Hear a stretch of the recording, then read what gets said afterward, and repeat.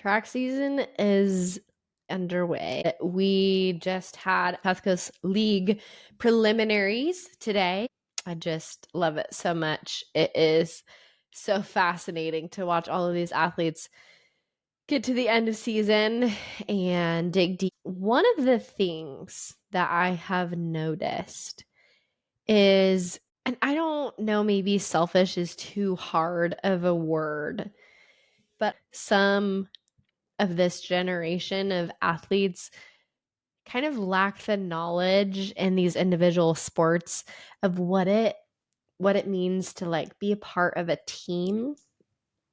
And I think that it's a culture that we have to instill, just because we live in a world of, hey, if you want to go anywhere in this sport, you have to have 20 different coaches for 20 different things. Otherwise, you're not going to make it. If you're not on this club team, then you're not going to make the high school team. And if you don't make the high school team, then you're not going to get into college. And it's like all of this like politics and kind of this athletic culture that I see that's getting a little, I don't know, a little ahead of itself because people are thinking that they need to start earlier and earlier and kind of not giving the athletes an opportunity to experience that.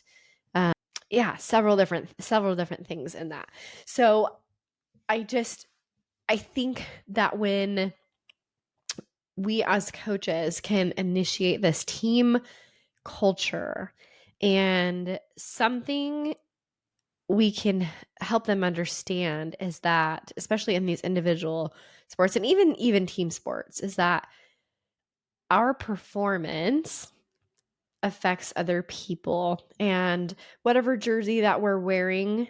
I think like on an Olympic level, this is so true. You're wearing your country's name on your jersey and you're competing for something that's so much bigger than yourself. Now, if the athletes aren't bought in to that, it's going to be really hard to find that team chemistry. And I've seen this. I've seen it in track and field, and I've seen it with the surf team. I've seen it with just different elements of these individual sports and even team sports. If the athlete is not bought in to the team's culture or competing for something bigger than themselves, if it's more individual, they truly suffer in certain ways.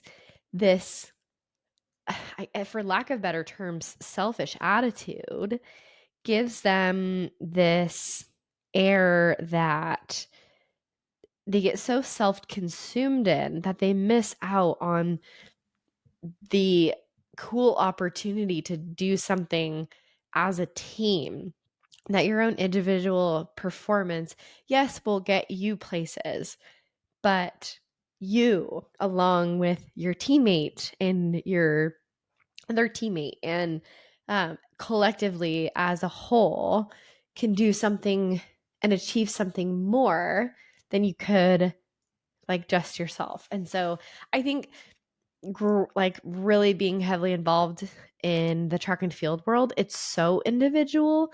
But there's also that team element that I learned very early on in high school that, hey, the team is counting on me to perform, and not as negative pressure, but it was more so like, hey, I got to do this because I am a member of the Mission Viejo track team, a legendary track and field program. And I can't let my teammates down because I'm competing for the heart of the team and everything that we've worked for. And if I give up, then I'm giving up on my team and just stuff like that in a very, very healthy way. And so I see a lot of people that train individually and then come into the high school sport. And I think maybe it's just this generation. And I also think it's just kind of a culture that we as coaches have to instill in our athletes that, I think when teams go through hardships, right? I've seen teams lose a team member in a car accident or just, go through a hardship, and really teaching these young athletes to be able to channel nervous energy into like something motivating, something to help them perform better. Because if they really understood that those nerves and those kind of um, anxious feelings that you get before performance, whether it's actual performance anxiety or just pre-meet jitters or pre-competition jitters, it's a real thing. And when people are able to channel this, I'm doing it for something bigger than myself energy, it creates this just electric atmosphere. And I've seen people do things that we never thought they'd be able to do. And it's just kind of this magic. And really is a synergy that's created within, like, stemming from each individual person to other athletes. And I saw it with the surf team when we won the state championship. It was everyone was competing for the state title as a team to put the team on the map. And um, just the energy that was created with this possibility of getting this championship. It took selfish people and made them step outside of themselves to do something bigger than themselves, knowing that their team was counting on them. And like I said, I use the word selfish lightly. I think sometimes as athletes, we have to be selfish with certain things, but when we're on a team, even in an individual sport, we have to acknowledge the fact that our performance is going to reflect the team that we're on, and that performance as a whole. So with track and field, I really find that when my athletes are able to dig down, to take their stress, their inner challenges, at home, whatever they're dealing with and going through, and being able to channel it into, I am going to win this race.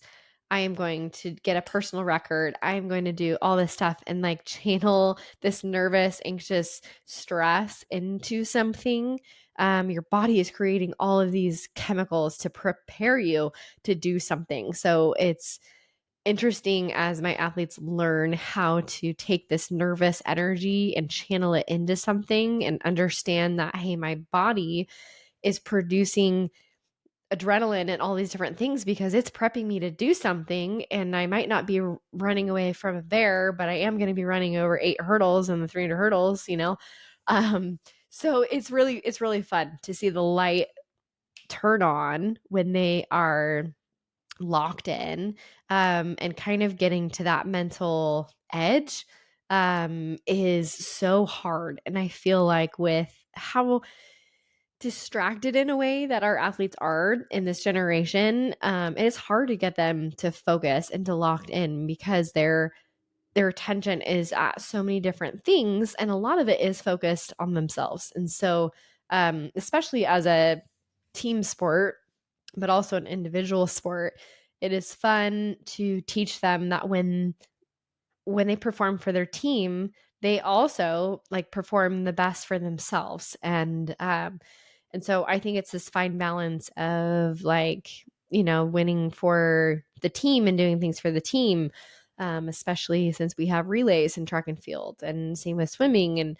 so it's like all, in sports, that all of the points are combined, where if you don't score these points, then your team misses out on points and that kind of thing. It's one thing to compete for yourself, but it is an amazing experience to be a part of a team culture that has the heart to do things for each other.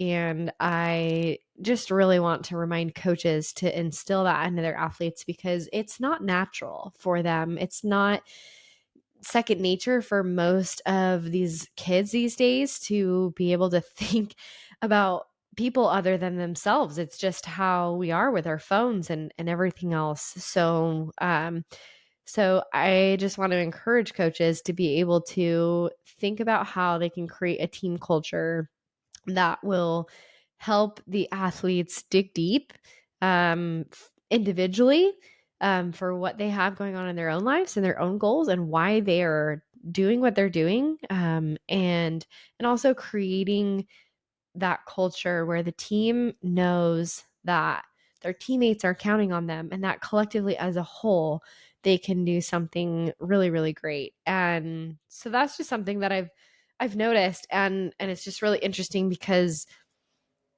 some of us coaches, we don't really understand how, like, what's going on sometimes of why they're not performing well, or just maybe looks like the athlete doesn't care, or it's not that. Really really do think that these athletes need to just learn how to channel this mental state of being consumed in yourself, step outside yourself a little bit, and then being able to focus on your goals, just like one step at a time, one hurdle at a time, 1 minute at a time, in a game or something. And when they are really locked in, it is magic. It is pure, pure magic and really fun to watch. So hopefully we can really instill that in this upcoming generation that doesn't necessarily have everything working for them to be able to focus on what it's like to be a part of a team atmosphere.